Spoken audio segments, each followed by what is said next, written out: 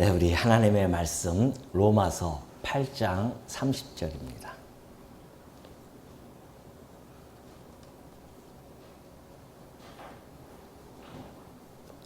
로마서 8장 30절.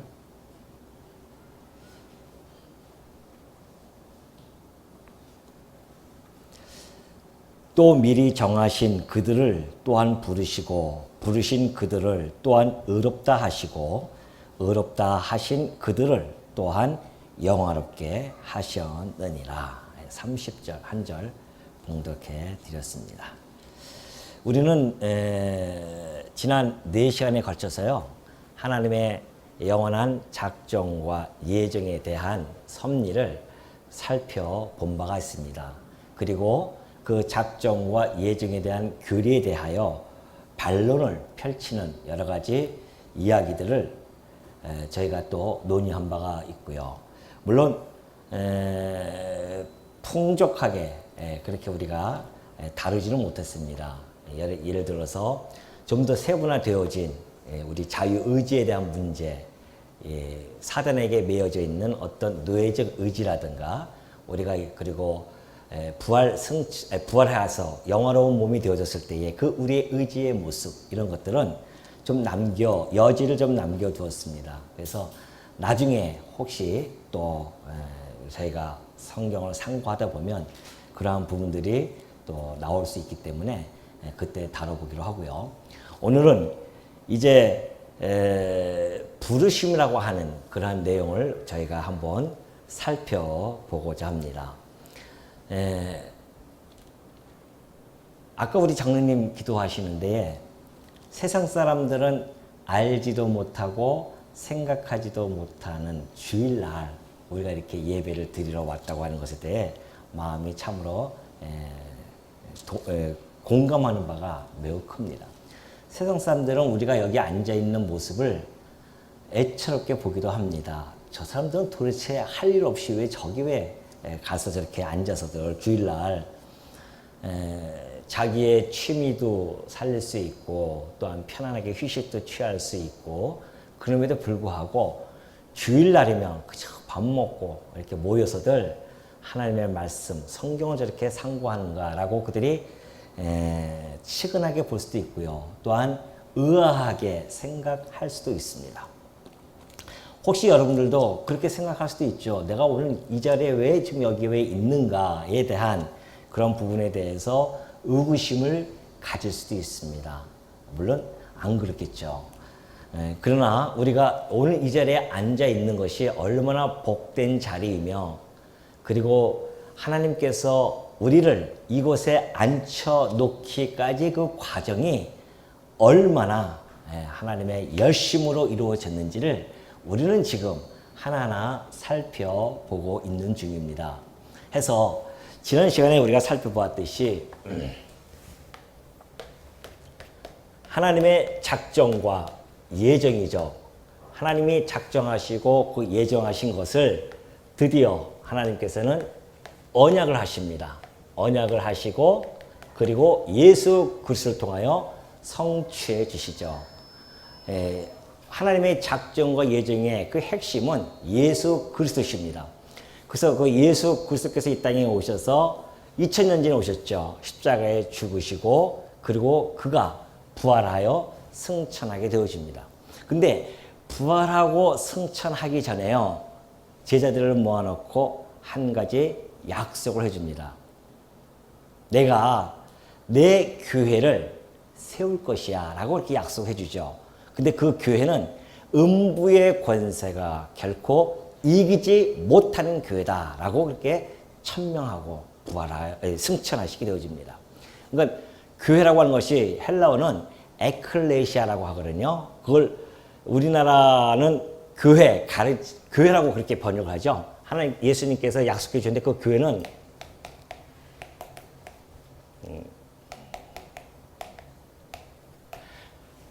우리는 교회라고 번역을 합니다. 가르치는 모임이다, 그런 이야기죠. 뭘 가르치는가? 바로 그리스도의 도, 곧 하나님에 대한 말씀을 가르치는 모임이다. 그래서 우리는 좀 교회라고 하지 않습니까? 그리고 이 모인 곳을 우리는 교회 당이라고 하죠. 이 건물이 교회가 아니라 여기는 교회의 당입니다. 성전도 아니에요. 성전은 바로 이 모임 자체가 거룩한 성전입니다. 신령한 의미에서의 성전이죠. 그렇기 때문에 이 교회라고 우리 주님께서 약속한 그 교회를 세우신다고 약속을 해주셨습니다. 그리고 주님이 승천하시면서 드디어 그 교회가 세워지게 되어지죠. 자, 우리는 여기서 이 교회라고 우리가 번역되어진 에클레시아에 대해서 한번 살펴볼 필요성이 있습니다. 그러니까 헬라어로 에클레시아거든요. 못 쓰는 헬라어지만 한번 써보겠습니다.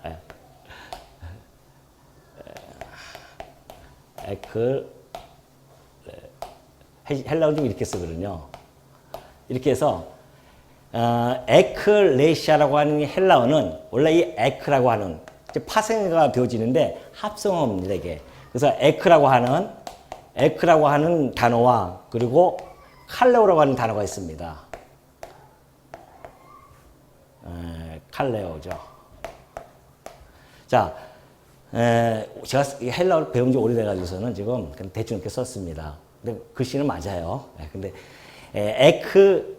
에크칼레오라고 하는 이 합성어가 에클레시아라고 하는 단어로 그렇게 되어져서요. 그걸 우리나라는 교회라고 번역을 하게 되어집니다. 그런데 에크라고 하는 이 단어는 몸으로부터라고 하는 단어입니다. 몸으로부터. 그리고 칼레오라고 하는 이 단어는 부르심입니다. 부르셨다, 부르심 이런 뜻을 가지고 있어요. 그러니까 어디로부터 부르심, 그런 이것을 합성해서 몸으로부터 부른 그러한 모임, 회중, 이것이 바로 에클레시아라고 하는 단어입니다. 그러면 도대체 어디서부터 우리에게 부르심을 당했는가? 베드로는 이렇게 이야기를 하죠.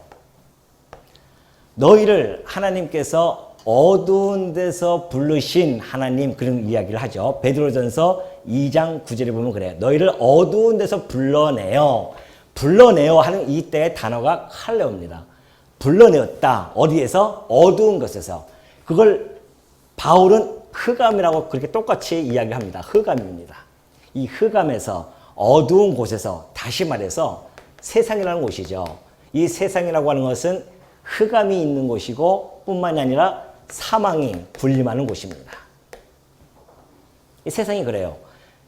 이 세상에 지금 뭐 빛이 있고 뭐 밝은 거 보이지만은 그러나 이미 영적으로는 다 죽어 있고요. 그리고 사단의 공중 권세 잡은 자가 꽉 붙들고 있습니다. 그래서 깜깜해요, 지금. 지난번에 말씀드렸듯이 불타오르는 그러한 곳입니다. 그곳에 우리가 지금 놓여져 있었던 자들이고 그곳에서 우리가 부름을 받은 자들이다라는 뜻입니다. 그 사도들은요, 아까 로마서에도 그랬듯이 너희를 미리 정하시고 그래요. 미리 예정하시고 그 예정하신 대로 너희를 부르셨다라는 이야기입니다. 그러니까 우리가 논리적으로 보면 작정과 예정에 대해서 알아봤기 때문에 그 다음 단계가 이제 부르심이라고 하는 단계입니다. 그래서 바울뿐만이 아니라 사도들마다 그런 이야기를 많이 사용하죠. 아까 로마서 8장 30절에도 정하신 그들을 부르시고 그런 이야기합니다. 베드로도 너희를 어두운 데서 불러내어 그렇게 이야기를 하고요. 히브리서 기자도 그러죠. 너희 거룩한 형제들아 너희가 하늘에 부르심을 받은 자들이다. 그런 이야기를 하기도 하고 유다 역시 그런 이야기합니다. 야고보의 형제인 유다는 부르심을 받은 자, 곧 하나님 아버지 안에서 사랑을 얻은 너희들 그렇게 이야기해요. 그러니까 부르심이라고 하는 것은 하나님의 사랑을 받아서 부르심을 받았는데 이것이 바로 너희들이다. 그 모임이 바로 에클레시아다. 그런 이야기입니다. 그래서 오늘 우리가 이제 이 부르심에 대해서 살펴보게 되어지는데요. 이 부르심을 갖다가 이렇게 정의를 내리고 있습니다. 부르심이라고 하는 것은 곧 소명, 그렇게도 이야기하게 되어지는데 부르심이라는 것은 그리스도에 의하여 준비된 구원입니다. 곧 예수님께서 객관적인 역사적 사실로서 십자가에서 죽으시고 구원에 대하여 완벽하게 우리들에게 주십니다. 그래서 이 구원이 준비되어졌고요. 이것을 신앙으로 수납하라고 신앙으로 수rap하려고 사람들을 초청하십니다. 하나님께서. 하나님의 당신의 은혜의 행위라고 하죠. 그걸 하나님의 은혜의 행위로 말미암아 우리들을 부르셔 여기서 초청하는 겁니다. 여기에서 이 동네에서. 일단은 이 동네에서 초청하기 위해서는 이 사망 흑암에서 건짐을 받을 만한 충족되어진 객관적 사건이 형성이 되어져야 됩니다. 그것이 무슨 사건인가? 십자가 사건이에요. 그러니까 여기서 우리 사망 가운데 있기 때문에 나 대신 누가 대신 죽어야 돼요. 그래야 여기서 건져냈음을 받거든요. 그러니까 예수님이 이 땅에 오셔서 내가 대신 죽을게 해서 십자가에서 죽으셨단 말입니다. 이것이 객관적인 사건입니다. 이게 구원의 하나님께서 구원을 토대를 마련해 주셨고 이제는 내 대신 그리스도께서 죽으셨구나 나의 구속주이구나 라는 것을 믿는 자들은 바로 이곳에서 벗어나서 하나님의 빛의 나라 흑암의 나라가 아니라 빛의 나라로 사망이 아니라 생명의 나라로 옮긴 바 되어질 것입니다. 그래서 이 부르심이라고 하는 것이 얼마나 중요한 줄 여러분이 충분히 감지할 수 있을 것입니다. 그렇다고 한다면 이 부르심의 주체는 도대체 누구인가? 부르심의 주체는 분명한 사실이죠. 성부 하나님께서 이루어 가십니다. 고린도전서 1장 9절에 보면요. 너희를 불러 그의 아들 예수 그리스도 우리 주와 더불어 교제하게 하시는 하나님은 그렇게 이야기해요. 너희를 불러서 하나님의 아들이신 그리스도와 더불어서 뭘 한다? 교제를 나누게 해주신대요. 여기서 부르셔가지고서는 하나님의 아들과 교제케 해주셔요. 여러분, 정치인들이요, 미국에 왜 가면은 그냥 될 수 있는 대로 높은 사람들과 같이 사진을 찍고자 애씁니다. 그런데 거기에 트럼프와 사진 찍었다? 이거는 정치인들로서는 특종가입니다. 특종가. 그래서 사진 한번 찍으면은 자기 사무실에다가 그냥 이렇게 크게 걸어놓고서는 내가 트럼프하고 이렇게 친분이 있어 라는 것을 과시하는 용어로 그렇게 사용하죠. 아니, 코로 호흡하는 그 트럼프 몇 년, 뭐 평생 또 대통령 합니까? 몇 년만 하면 또 없어질 그 트럼프와 사진 한번 찍는 것만 가지고도 영광스럽게 생각하고 그걸로 행복해하고 그걸 자랑하고 싶어서 안달이 나 있는데 한차 우리는 누구예요? 영원하신 만왕의 왕이신 그리스도와 더불어서 교제를 나누는 이 놀라운 초청의 자리에 우리가 초청을 받아서 그리스도와 지금 교제를 나누고 있다고 하는데 이 자리가 현찮은 자리입니까? 여러분이 앉아있는 이 자리가 이 세상에서 그 어떠한 모임과 그 어떠한 자리보다도 견딜 수 없는 최고의 존귀한 자리가 아니겠어요? 우린 그걸 모르니까 그냥 주일날이면 교회 오나 보다. 왔다가 갔다래. 기분 좀 나쁘면은 안 나오고 누가 한마디 했다고 해서 싫어하고 미워하고 안 나오고 그 정도의 연약한 이런 모임의 자리가 아닙니다. 교회라고 하는 것이 분명하게 여러분이 아셔야 됩니다. 이 자리까지 하나님께서 인도하시는 그 과정이 얼마나 하나님 편에서는 치열하고 하나님의 열심과 그의 희생이 여러분을 이 자리에 모이게 해준 거란 말입니다. 그러니 여러분이 오늘 이 아침에 모인 자리가 얼마나 고귀하며 존귀하며 그렇게 해주신 그 하나님께 감사의 마음으로 이 자리에 앉지 않을 수 있겠냐 말이죠. 모르니까 그러죠. 모르니까. 이 자리를 갖다가 무슨 계몸정으로 생각하니까. 안 그래요? 테니스 모임, 배드민턴 모임, 학교에서 모이는 그런 모임정으로 생각하니까 그렇죠. 그걸 우리가 한번 알아보자는 겁니다. 도대체 우리가 어떤 모임인가? 어떻게 이렇게 우리가 에클레시아라고 하는 이 모임 속에, 단체 속에 내가 구성원으로 지금 살아가고 있으며 내가 어쩌자고 정말 이 자리에 내가 지금 앉아 있는가에 대한 부분을 우리가 충분히 감지하고 인식하지 아니한다고 한다면 교회의 소중함 모릅니다.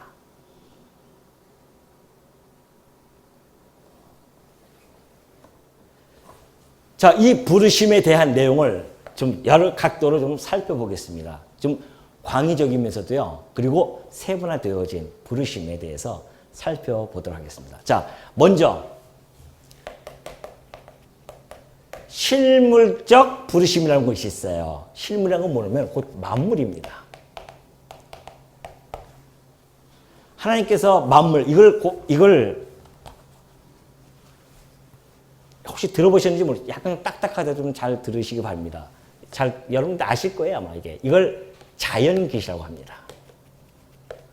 자연계시. 그래서 이거를 또는 보편적 그러한 부르심이다. 보편적이라는 것은 누구나 다 알 수 있도록 그렇게 부르심을 받았다는 거죠. 다시 말해서 모든 만물을 만드시고요. 그 만물에 하나님의 능력과 그리고 하나님의 신성이 이 만물에 가득 보여주십니다. 사실 인간은 누구든지 타락하기 전에 아담은요. 이 모든 만물을 보고 하나님의 영광을 얼마나 찬양했는지 모릅니다.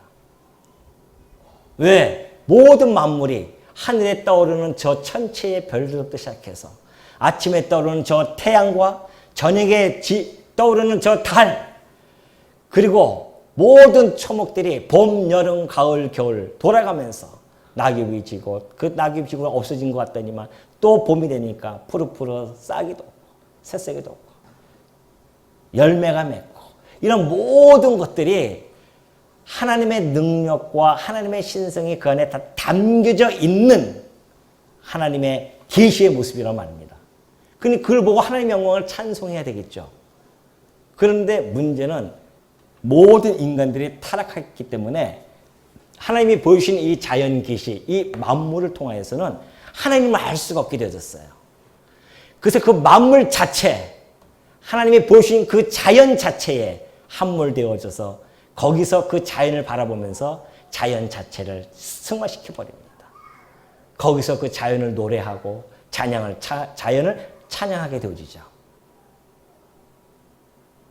그러니 이 실물적 부르심에 통하여서는 누구도 구원받을 수가 없게 되어졌습니다. 그럼에도 불구하고 핑계치 못합니다. 그것이 바로 로마서 1장 20절에 우리가 공부했었죠? 창세로부터 그의 보이지 아니하는 것들 곧 그의 영원하신 능력과 신성이 그가 만드신 만물에 분명히 보여 알려졌나니 그래요. 이 만물을 통하여 분명히 하나님께서 이 자연을 통하여 계시해 주었다. 누구에게? 누구나 다 보편적으로 다 해줬다. 그러니 너희들이 핑계하지 못할 것이다. 심판의 자리에서도요. 핑계할 수가 없습니다. 인간들은. 잘 못 들었는데요. 내가 이 자연을 통해서 그러면 저 태양이 자기 스스로와 자기가 그렇게 돌면서 하늘을 떠오를 수 있겠느냐? 그걸 넌 그렇게 믿었었냐? 그렇게 물어볼 거예요, 하나님께서. 핑계치 못합니다. 그렇기 때문에 이 실물적 이 부르심, 이 자연 계시로는 도저히 하나님을 알 수가 없을 뿐만이 아니라 구원에도 이르지 못한다라는 것을 말씀드리게 되어집니다. 그렇다고 한다면 두 번째는 말씀의 부르심입니다. 부르시는데 실물이 아니라 말씀이에요.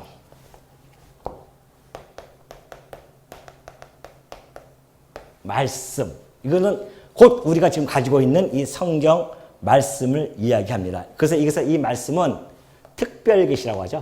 우리가 특별계시라고 합니다. 특별계시고 물론 이것도 또 나눠져야 됩니다. 그럼 좀 더 좀 설명을 해드릴게요.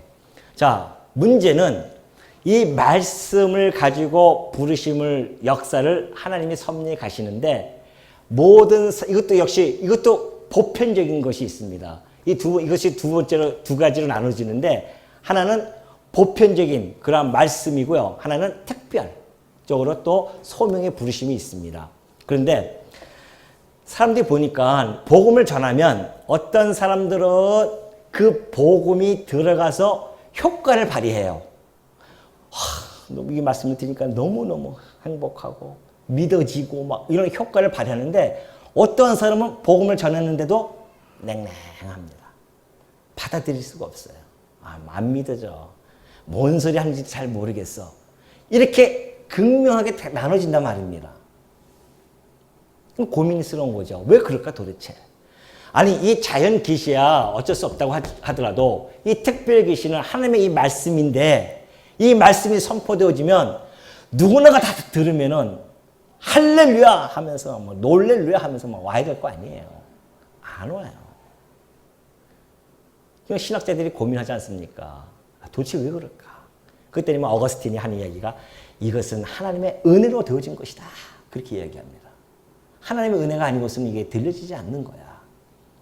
그러니까 어거스틴 시대와 BC 4세기경이죠. 어거스틴과 함께 늘 대립각을 벌였던 펠라기우스는 뭐라고 얘기합니까? 그는 철저한 자유의지, 하나님의 절대 의지도 인정 안 합니다. 하나님의 절대 자유, 인간의 절대 자유, 이 자유의지를 갖다가 인정하는 자이기 때문에 그것은 인간의 자유의지에 달린 거다. 선택과 안 하는 것은 인간의 자유의지에 달렸기 때문에 나눠지는 것이지 외부의 어떤 힘에 의해서 이루어진 것은 아니다. 그렇게 이야기하죠.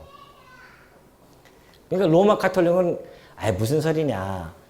세례를 통해서 이것이 효과가 있고 없는 것이 나눠진다. 세례를 받는 자들은 반드시 유효하다. 이 효과가 있다. 그런 이야기죠. 그러니까 세례만 받으면 다 구원받는다고 그는 착각하고 있는 거죠.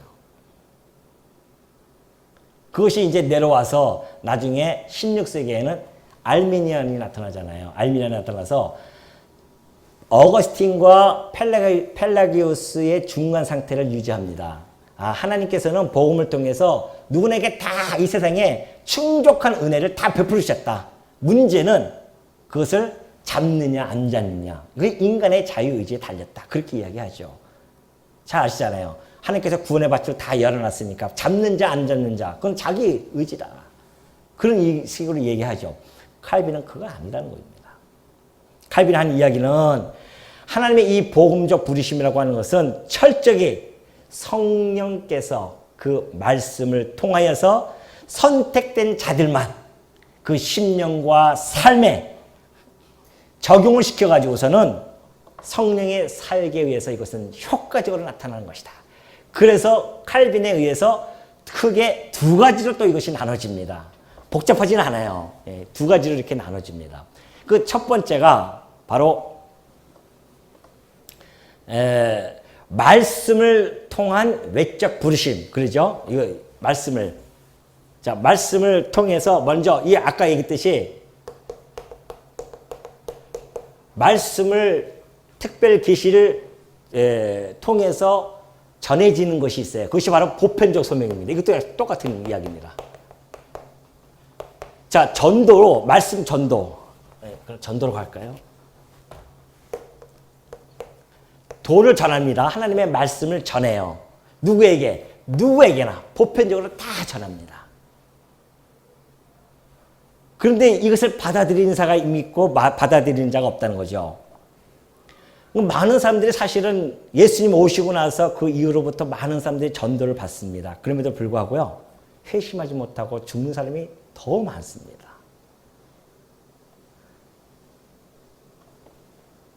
그리고 이 말씀은 무조건 전도한다고 해서 무조건 다 받아들이는 것이 아니라 그 부름을 받았을 때에 마음에 감동이 오고 이런 자들만 이것을 받아들인다는 것이죠.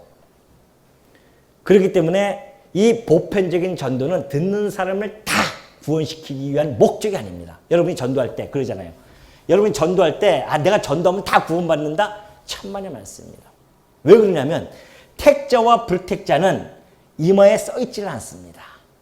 만약에 택자만 써있으면 얼마나 좋겠어요. 전도하기 너무 좋잖아요. 지나가다 보니까 택자 전도를 도를 전하는 거예요. 언젠가는 불택자 써있으면 그냥 휙 지나가면 되는 거고요. 근데 그거는 하나님만이 아신단 말입니다. 우리는 몰라요. 그래서 우리는 누구에게는 다 보편적으로 복음을 전하는 의무가 있는 자들입니다. 그래서 다 전하는 거예요. 듣든지 말든지 저 사람이 복음을 받아들여서 예수를 그리스도로 믿든지 말든지 전할 수밖에 없다는 겁니다.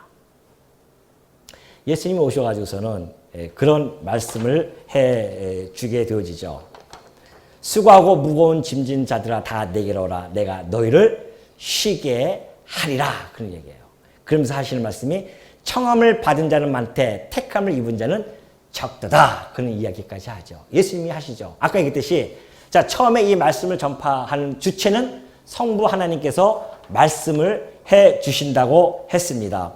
그리고 근데 문제는 하나님께서 말씀을 전파할 때에 부르실 때예요. 하늘 위에서 마이크로 부르시면 얼마나 좋겠어요. 근데 안 되잖아요, 그게. 그럼 하나님의 음성으로 들려지면은 좋겠는데, 저도 한때는 잘못 배워가지고서는 얼마나 그걸 기대했는지 제가 말씀드린 바 있잖아요. 음성을 듣고 싶은 거예요. 왜? 부흥사들이 오면은 자기는 목사가 될 때에 하나님의 부름의 음성을 들었다는 겁니다. 내 사랑하는 아들아, 너는 나의 종이 되어라. 그런 이야기를 하다 보니까 어렸을 때 제가 중학교 때니까 저도 목사에 대한 꿈을 가지고 있던 자로서 와, 나는 내가 스스로 그런 목사가 되고 싶었는데 보니까는 막 목사님들이 이렇게 말씀 전하는 것이 너무 보기 좋아가지고서는 그렇게 했는데 음성을 듣지 못했단 말입니다. 그러니까 얼마나 음성을 듣고 싶어 하겠어요, 어린 나이에. 목사님들은 다 음성을 들었다고 하니까. 그래서 저도 열심히 기도한 거예요. 그래서 하나님의 음성을 듣고 싶어서 하나님의 아들아, 내 아들아, 너는 앞으로 내 종으로서 일을 하거라. 이런 음성을 내가 듣고 싶어가지고서는 했단 말입니다. 근데 안 들렸다고 했잖아요. 음성을 들을 수가 없어요. 나중에 알고 보니까 하나님이 이 말씀을 통해서 우리에게 음성을 다 전달해 줬다는 겁니다. 근데 하나님께서 직접 음성을 하는 것이 아니라 당신의 아들, 말씀으로 이 땅에 보내십니다. 그러죠? 선지자들을 통하여 말씀하셨던 그 하나님께서 말세에는 누굴 통해서? 당신의 아들을 통하여 말씀하셨다고 합니다. 예수님 오셔서 직접 말씀하셔요. 그 말씀하신 것이 곧 무슨 말씀하시는가? 무거운 짐진 자들아, 수고하고 무거운 짐진 자들아, 다 내게로 오라. 그런 이야기 하셔요. 그러면서 내가 의인을 불러온 것이 아니라 죄를 불러왔으니 다 내게로 오라. 그런 이야기를 합니다. 그것이 바로 보편적 전도. 예수님 오셔서 다 전합니다. 근데 또 문제가 발생되어집니다. 예수님이 오셨다가 부활하셔요. 죽으셨다가 부활 승천하십니다. 어떻게 해요? 또 예수님이 또 하늘에서 또 마이크 대고 또 해야 됩니까? 그러니까 우리 예수님께서 하신 말씀이 제자들에게 했던 이야기예요. 너희들 내가 올라가고 나면은 임금들과 총독들이 너를 붙들고 너희를 핍박할 것인데 그때 너희가 무슨 말을 할까 두려워하지 마라. 내가 아버지께서 약속한 그 성령을, 진리의 영을 내가 너에게 보내줄 테니까 그 진리의 영이 너희 안에서 무엇을 이야기할 것인지 다 알려줄 것이다. 다 이야기할 것이다. 그러니까 너희들이 거기서 변증하는 모든 이야기들이 너희들이 하는 것이 아니라 너희 안에 있는 성령께서 해나가실 거야. 그런 이야기 하신단 말입니다. 근데 정말 성령이 와서 그들이 예수님이 3년 동안 가르쳤던 그 모든 말씀을 기억이 나고 생각이 나서 적기도 하고 기록도 하고 또 왕들과 총독들 앞에서 담대하게 예수가 그리스도 되심을 성령께서 그들에게 증거해 나가시는 놀라운 역사가 벌어진단 말입니다. 그러니 여러분, 이 부르심이라는 것이 성부 하나님의 역사만이 아니요 성자 하나님의 역사만이 아닙니다. 성령 하나님의 역사만이 아니라 성부, 성자, 성령 하나님의 삼위의 하나님께서 우리 나 같은 이 만물의 찢기 같은 나 하나 부르시기 위해서 그 모든 분들이 다 협력해서 그 일을 해나가십니다. 도대체 우리가 무엇이 이렇게 소중하길래? 그런 삼위의 하나님의 역사 속에서 우리가 지금 이 자리에 앉아 계신 겁니다. 앉아 있는 거예요, 여러분들이요.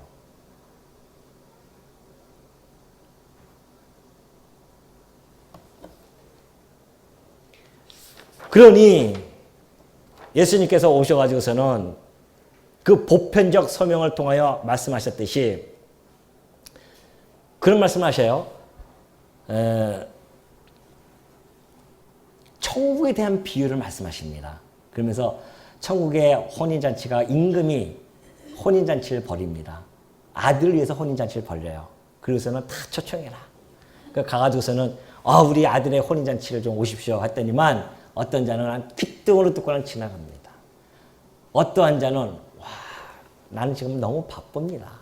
나는 밭에 가서 일해야 됩니다. 밭으로 가기도 하고 어떤 자들은 난 사업하기 바빠서 안 돼요 하면서 사업하러 가기도 하고 어떤 자들은 보낸 종을 갖다 잡아 죽이기도 하고 임금이 노하죠. 그것들 내가 쓸어버리겠다. 그리고 저 밖에 나가서 다 초청해라. 그러지 마 초청합니다. 그리고 나서 하시는 말씀입니다. 초청을 받는 자는 많되 무슨 자는 적다? 택함 받은 자는 적다. 여러분이 그 적은 숫자에 포함되어져 있는 자들입니다. 믿습니까? 그런데도 이 자리가 소중하지 않습니까? 그 많은 사람 청함을 받은 자 중에 어떻게 내 마음이 뜨거워져서 이 말씀을 받아들이고 이곳에 지금 앉아 있는데 알고 보니 택함 받은 자가 적은 자인데 그 적은 숫자에 내가 포함되어져 있다는 것. 여기에 우리의 어떻게 감사가 안 나오고 감동이 안 나올 수 있겠냐 말이죠. 또 한 가지 말씀을 또 비유로 들어주세요. 여러분 잘 아시는 비유입니다. 씨 뿌리는 비유예요. 지금 여기에 대한 이야기입니다. 지금 씨 뿌리는 비유를 해주시는데 농부가 씨를 뿌립니다. 근데 길가에다 뿌리는 씨가 떨어지는데요.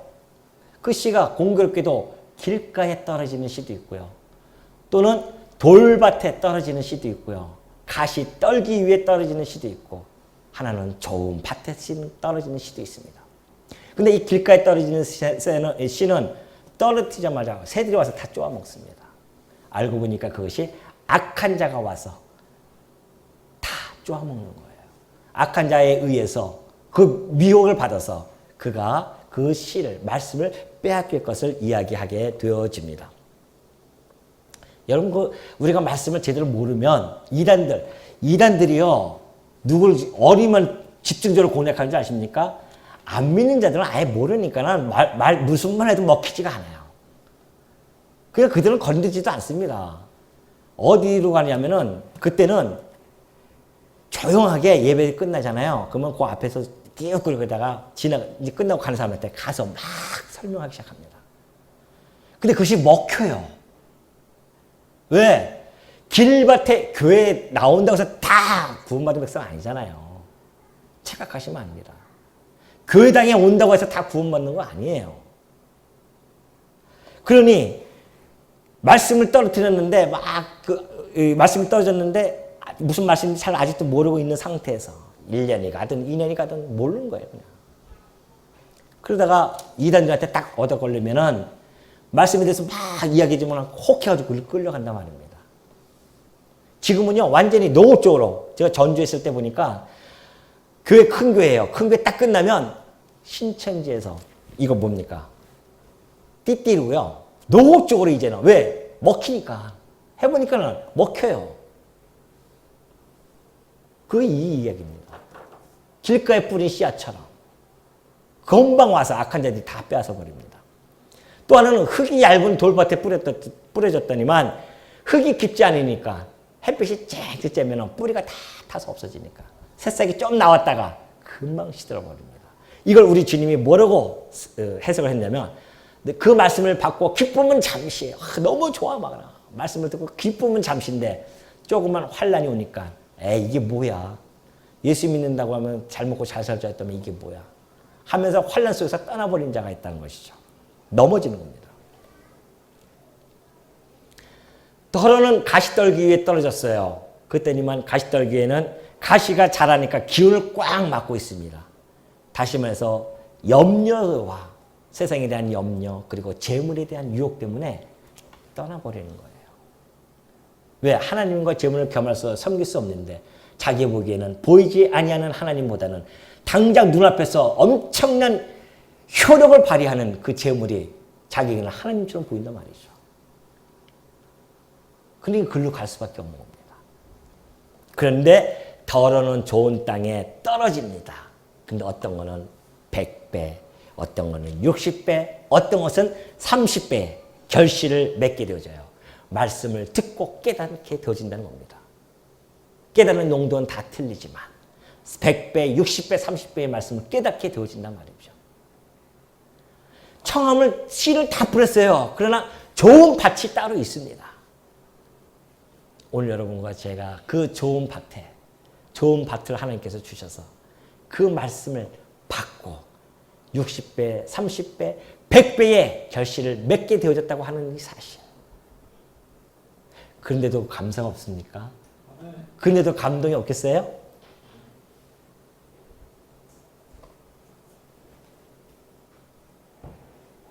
그러니 여러분, 이 보편적 전도, 이 보편적 말씀의 부르심은요, 심판의 도구도 함께 작동이 되어집니다. 구원뿐만 아니라 심판의 작동도 해주시는데요. 예수님께서 그런 이야기 하죠. 믿고 너희를 만민에게 복음을 전하라 그래요. 만민에게 가서 복음을 전하는데 믿고 세례를 받는 자들은 무엇이에요? 구원에 이를 것이요. 믿지 않고 받아들이지 아니하는 자들은 정죄함을 얻을 것이니라. 그런 말씀해 주십니다. 그러니까 복음이 선포되어질 때 보편적으로 누구에게나 다 복음이 전파되어지는데 그 중에서 심판의 역사와 구원의 역사가 함께 일어나는 것이 복음의 역사입니다. 우리가 정죄받지 않느냐고 구원의 그 반열에 서 있다고 하는 것이 얼마나 이게 놀라운 일이고 감사한 일이지. 그러면서 이 보편적인 전도는 그러한 효력이 다 있는 것이 아니다. 그러면 도대체 누가 효력이 있는가? 이것이 바로 다시 한번 좀 정리할게요. 이거는 외적 부르심이라고 합니다. 외적 부르심. 그리고 내적 부르심이 있습니다. 이 외적 부르심 아까 얘기했듯이 누구나 다 이 복음의 말씀을 듣고 받아들인 자가 있고 받아들이지 못한 자가 있습니다. 이 내적 부르심은 바로 받아들이는 자들입니다. 자, 말씀을 다 들어요. 그런데 이상하게 내적인 효과가 이루어지는 자가 있습니다. 오늘 우리가 이제 이 안에 포함되어 있어요. 이 안에 대해서 우리가 한번 좀 살펴보도록 하겠습니다. 자, 이것을 이건 보편적인 아까 부르심이라고 한다면 이건 특별 부르심입니다. 특별한 자. 우리가 4시간에 걸쳐서 얘기했던 하나님의 예정 안에 있는 자들만 이 내적 부르심의 효과가 지대하게 벌어지게 되어집니다. 여러분, 우리의 믿음의 선배들이 이 신앙을 고백했던 웨스트민스터 신앙 고백 소일 문답 31번에 보면 바로 이 내적 부르심에 대한 정의를 이렇게 이야기하고 있습니다. 효력 있는 부르심이 무엇인가? 라고 묻고요. 대답을 이렇게 합니다. 효력 있는 부르심은 하나님의 신이 하시는 일이니 그래요. 하나님의 신이 하시는 일이니 우리의 죄와 비참을 깨닫게 하시고 또 우리의 마음을 밝혀 그리스도를 알게 하시고 우리의 의지를 새롭게 하시고 우리를 권하사 능히 복음 중에 값없이 주시는 예수 그리스도를 믿도록 하시는 것이다. 그래요. 자, 이 내적 부르심은 성령께서 하시는 일인데 이 성령께서 우리가 가지고 있는 전 인격적인 우리의 인격이 뭡니까? 인격의 요소가 3가지가 있잖아요. 그게 뭐예요? 예? 지, 정. 자, 지정의라고 하는 우리가 알아요. 깨달아요. 아, 내가 죄인임을 깨닫습니다. 우리의 지각을 통해서 하나님 깨닫게 해주세요. 그리고 우리의 마음으로 예수가 그리스도임을 알게 하십니다. 그리고 우리의 의지 결단에서 이 부르심에 응답을 하는 거죠. 그렇기 때문에 이 지정의의 성령 하나님께서 우리의 지정, 인격의 3요소를 충분히 사용해 주셔가지고서는 우리로 하여금 이 내적 부르심의 효과를 나타나도록 적응해 가시는 거란 말입니다. 그러니 여러분, 여기서 우리가 하는 일이 무엇이 있습니까? 전적인 성부 하나님과 성자 하나님과 성령 하나님의 이 놀라우신 역사로 말미암아 내가 이 자리에 앉아 있는 것이 바로 그런 하나님의 놀라운 역사 속에서 이루어진 거란 말입니다. 자, 한번 우리 구체적으로 한번 살펴볼까요? 그렇다고 한다면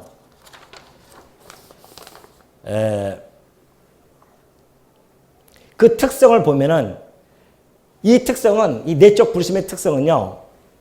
하나님께서 영원한 작정과 예정 속에서 이루어진 하나님의 주권적인 능력이기 때문에 그리고 하나님의 전적인 은혜에 의해서 예정되어진 자들이기 때문에 절대 실패 없이 반드시 목적이 달성되어집니다. 다시 말해서 택자들은 누구든지 다 하나님께서 반드시 불러서 그를 구원의 반열에 서게 해준다는 이야기입니다.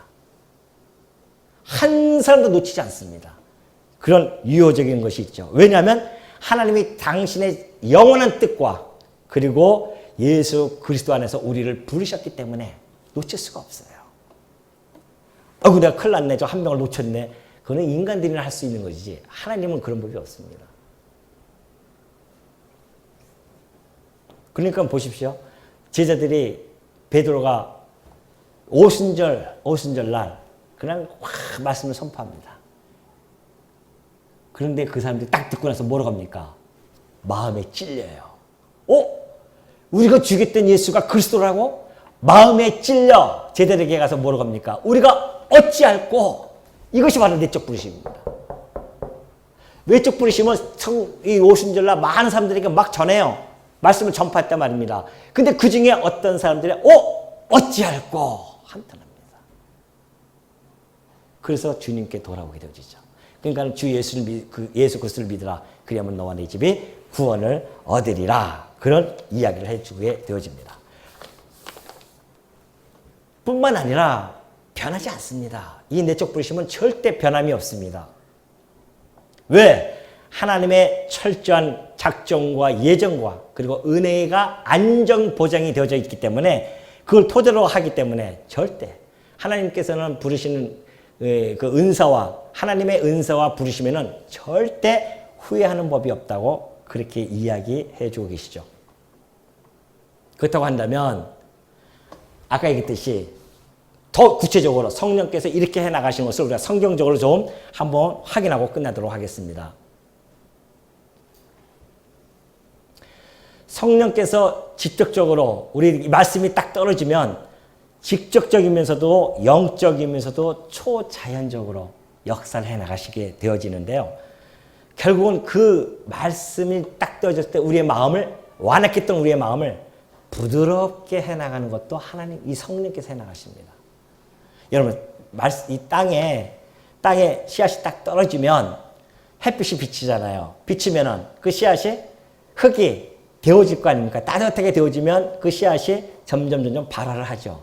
따뜻한 그 열기에 의해서. 그래서 새싹을 내놓는단 말입니다. 그것처럼 그 하나님의 말씀이 우리 마음의 밭에 딱 떨어지면 성령께서요. 당신의 그 불같은 그런 뜨뜻함 속에서 권능 속에서 우리를 따뜻하게 해서 마음을 부드럽게 해가지고 그것이 새싹이 나도록 그래서 거듭날 수 있도록 중생케 하도록 그렇게 성령이 해 나가신다는 것이죠. 성경 한 구절 한번 찾아보겠습니다. 고린도전서 2장 4절입니다.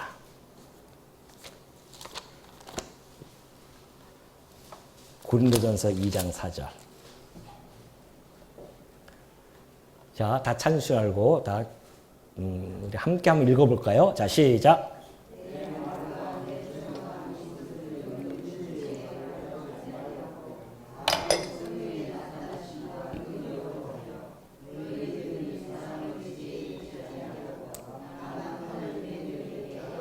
예, 내가 너희들에게 전도하는 것이 내가 지금 전도하고 있는데 내 설득력, 내 지혜로 하는 것이 아니라 다만 성령의 나타나심과 능력으로 하는 거다.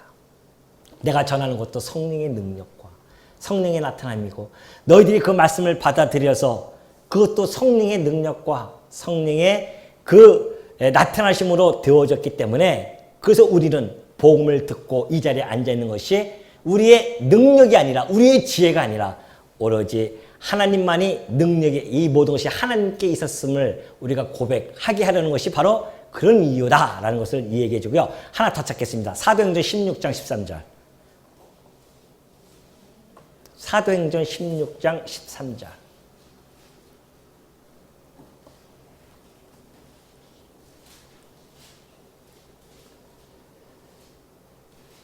이것도 한번 다 같이 읽어볼까요? 자, 시작.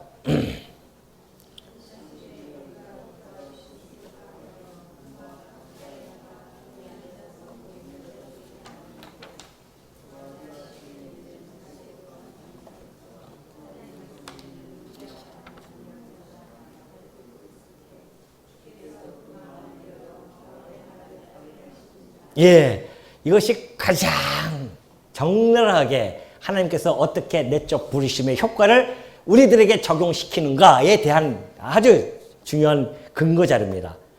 자, 바울이요, 처음으로 이제 이 마게도니아 지역으로 넘어갑니다. 그리고 들렸던 곳이 빌립보성이에요. 빌립보성에서 있다가 이제 나가서 복음을 전하러 나갑니다. 그때 마치 우물가에, 강가에 여러 분들이 쫙 있었어요. 바울은 옳구나 이때라 싶어가지고 가서 복음을 전합니다. 예수가 그리스도심을 증거하는데요. 그 여럿이 다 같이 들어요. 지금 외적 부르심이란 말입니다. 지금 말씀을 전파하는 것이, 그 말씀을 듣고 있을 때에 두아디라시에 있는 자세옥감 장사로서 하나님을 섬기는 누디아라고 하는 사람이 있었습니다. 그런데 그 누디아만, 여럿이 있었지만 한 여자가, 누디아가 말을 듣고 있을 때에 주께서 그 마음을 열습니다. 누가요? 성령께서 그 마음의 문을 열어요. 어떻게? 지정의를 이용해서 우리의 마음의 문을 확 여니까 누디아가 그 말씀을 듣고, 아, 이거구나. 그래서 그가 자기 집을 교회당으로 내놓고요, 마게도니아, 유럽에 복음화 되어지는 전초 기지가 되어집니다. 얼마나 놀라운 역사입니까? 단 한 사람이 그 복음을 듣고 그 역사가 일어나요. 하나님의 역사는요, 수많은 사람을 동원해서 하는 것이 아닙니다. 단 한 사람을 통해서도요, 그런 역사들이 일어나는 것이 하나님이 행하신 일입니다. 아, 우린 너무 숫자가 적은데요. 어디서 그런 말씀을 하십니까? 하나님 앞에서 그런 말씀을 할 수 있겠어요? 하나님은 단 한 사람을 통해서 해나가신다니까요. 루터와 칼빈, 그 수많은 사람들 중에 루터와 칼빈 한 사람들을 통해서, 그 몇 사람을 통해서 종교개혁을 일으키고요. 그러니 여러분들의 한 명 한 명이 얼마나 소중하고 하나님이 여러분을 통해서 어떤 일을 나갈지 아무도 모릅니다. 아, 난 이제 나이가 먹어서 안 돼. 나는 돈도 없어. 안 돼. 하나님 앞에서 그렇게 하면 자기 자랑하는 거예요. 그럼 젊으면 자기 젊음 때문에 복음을 전합니까? 돈이 있어서 했으면 자기 재물로 복음을 전한 겁니까? 우리가 해야 할 일은 이거예요. 그냥 이거만 하면, 이거는 누가 하십니까? 이것도 우리가 하는 건 아니에요. 성령께서 마음을 줘야 하죠. 마음을 안 주시는데 지금 전도할 마음을 지금 닫아놓고 했는데 하시는 분 계세요? 지금 안 되잖아요. 하나님이 그 감동을 주셔야 된단 말입니다. 말씀을 듣고 감동이 와야, 아, 이것을 나 혼자만이 아니라 다른 사람에게 해야겠다. 그래서 막 전해요. 전하다 보면 성령께서 이 놀라운 역사를 시작하게 되어집니다.